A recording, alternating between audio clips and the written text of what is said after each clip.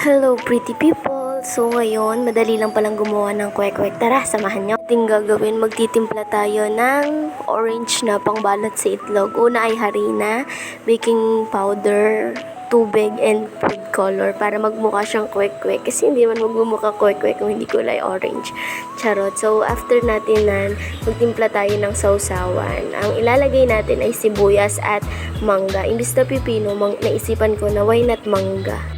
At dahil tagmangga nga, ayan, nilagay ko na lang yung mangga kasi wala naman tayong pipino. So, ayan, hiniwa-hiwa ko lang siya sa desired size na gusto ko para masarap. So, eto na, timplahan na natin. Una, nilagay ko siya sa lagayan. Ang kalat, timplahan natin siya sa asukal, paminta, and suka. After na, halo-halo lang natin siya ng mabuti. Next ay yung sauce. Harina, toyo, asukal, paminta, and of course, water. Nilagyan ko ng ibang pampalasa, hindi ko lang napakita sa video. And after na, niluto ko lang siya sa apoy ng 10 minutes. And ayan na, may sausawan na tayo. Next naman natin ay ang kwek-kwek. Hinalo ko lang siya sa harina para pag nilagay ko dyan, maganda yung pagkakakapit ng coat. Ayan, nilagyan ko lang siya ng maigi. And ayoko nung makapal na harina, kaya yan, ganyan-ganyan ko lang siyang nilagay, saktuhan lang. And gumawa din pala ako ng maliliit para masarap.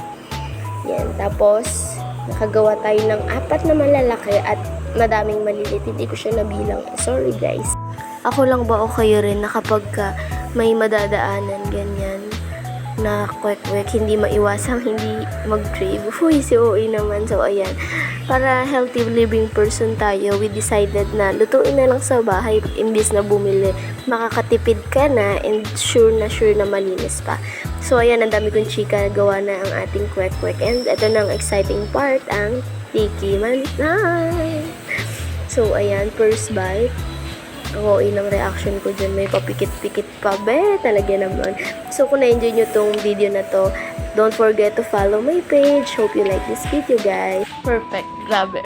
Parang, uy, sir, craving satisfied. Grabe. Ang sarap.